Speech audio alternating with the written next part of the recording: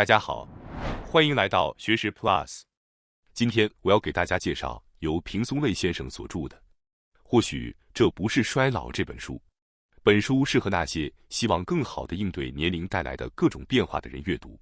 您是否最近感到比以往更容易疲劳，或者记忆力似乎有所下降？很多人会把越来越做不到的事情归咎于衰老，因为我们习惯把变老等同于能力退化。但事实真的如此吗？举个例子，随着年龄的增长，我们可能会出现老花眼，虽然看近处有些模糊，但远处依然清晰。这说明并不是所有能力都在衰退。只要佩戴老花镜，日常生活完全不受影响。有些人可能会注意到，看电视时女性播音员的声音听不太清楚，而男性声音依然很容易辨识。其实，这类听力变化可以通过助听器来得到改善。还有人会觉得自己的喜好变老了，比如以前喜欢热闹的街头，现在却更享受大自然的宁静；又或者以前不喜欢的梅干，现在却觉得非常美味。这些变化其实不是退化，而是转变。看不清、听不清、喜好改变，这些都不是衰老的必然结果。与其无奈接受，不如去理解、去调整、去应对，这样生活才能继续美好而充实。都这么大年纪了，什么都做不了了，这句话完全不成立。只要正确理解这些变化，我们的心态会更轻松，也能获得积极面对未来生活的力量。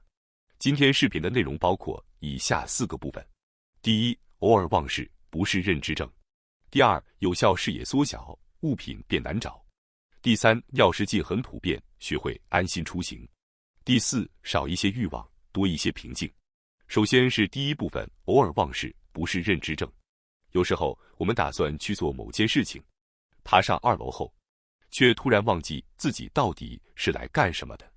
年轻时也可能偶尔出现这种情况，但随着年龄的增长，这种情况会更加频繁。有些人甚至会因此担心自己是不是患上了认知症。实际上，这并不是认知功能出现了严重问题，而是因为在前往目的地的过程中，脑子里同时想着别的事情，也就是说，试图同时处理2件事，所以才会忘记最初的目的。在日常生活中，我们应该尽量避免同时做多件事，而是专注于一件事情，这样可以减少失误和健忘。例如，去拿某样东西时，可以在心里只想着我要拿哪一个，这样大脑就不会混乱。相反，如果一边走一边想着其他事情，到达目的地时可能就会出现我来这里是干什么的呢的这种情况。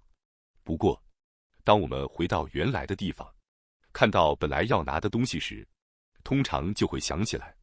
如果能通过关联记忆想起，这就不是认知症，无需担心。随着年龄的增长，大脑中储存的记忆会不断增加，就像水桶里的水快要溢出来一样。虽然现在很难再增加记忆容量，但只要善用现有的容量，就能方便的生活，不让大脑无谓疲劳，保持生活尽量简单。同时，不要过分纠结于忘记的事情，只要不影响日常生活，忘记一些小事也没关系。接下来是第2部分，有效视野缩小，物品变难找。当找不到自己想找的东西时，我们难免会感到焦躁。比如，有一个重要的行程，却找不到票，明明昨天还和钱包放在一起。正当焦急时，家人轻描淡写地说：“票在这里啊。”于是我们轻而易举就找到了。虽然找到后会松一口气，但同时也可能感到失落，甚至对自己失去信心。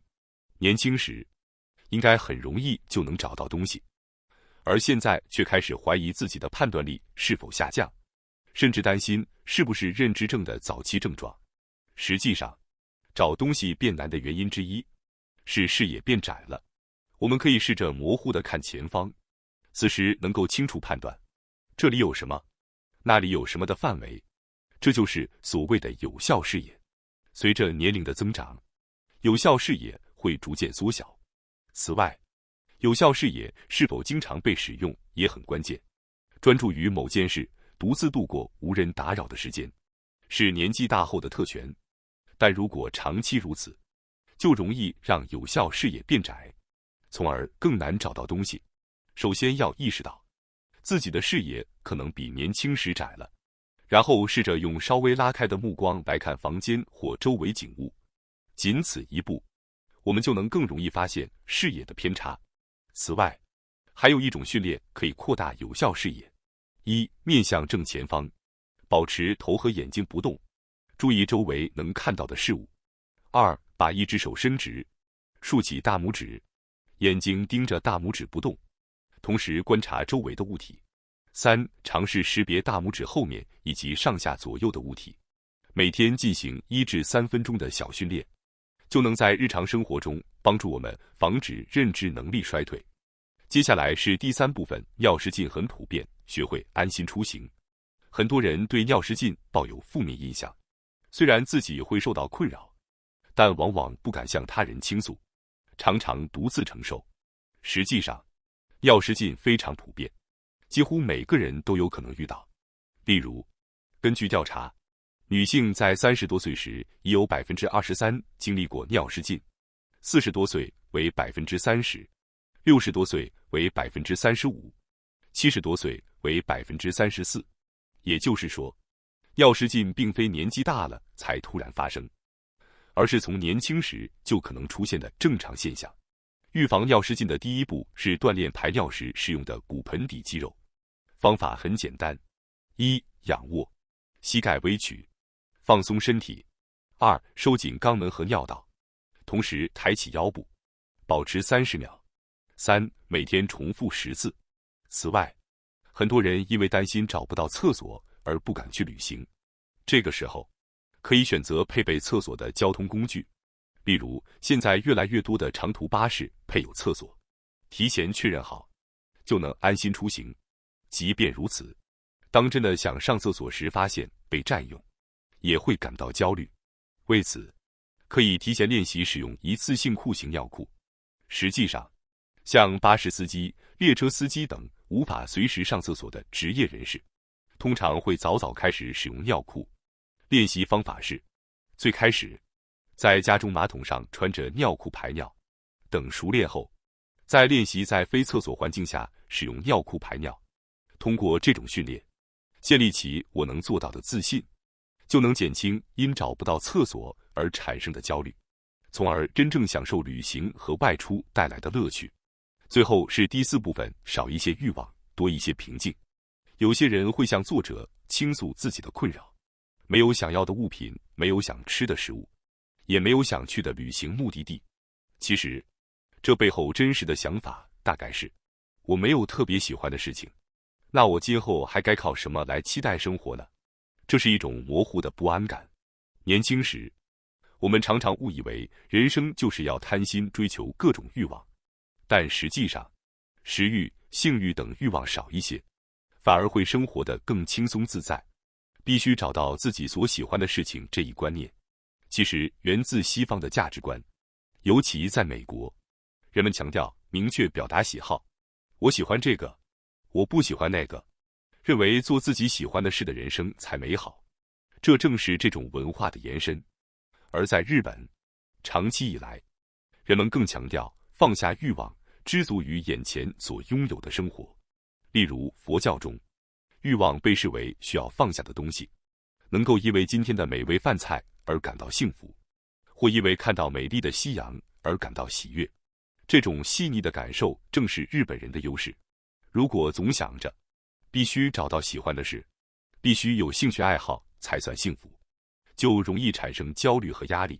如今社交媒体上，很多人展示精彩的生活方式，容易让人误以为大家都被喜欢的事物包围，生活很完美。但那只是精心呈现的一小部分，因此根本没必要羡慕别人。如果我们在家悠闲地看电视就感到幸福，那完全没有问题。想象一下，原本活跃、喜欢旅行或运动的人，突然生病或腿脚不便，无法外出时，可能会因为错过某些活动而感到沮丧。而平时喜欢读书、看电视的人，生活几乎不会有太大变化。这种不被外界变化左右的平静生活，同样是非常有价值的人生。没有欲望，没有特别喜欢的事，也意味着可以远离不必要的焦虑和竞争，心态更加平和。这是人生后半段能够获得的一种富足。请自信地接受现在的自己，平静而愉快地享受每一天。感谢大家收看今天的节目。如果你喜欢我们分享的内容，记得点赞、订阅并开启小铃铛通知，第一时间获取我们的更新。在下次的节目中，我们将继续为大家分享更多有益的内容。再次感谢大家的支持，我们下期再见。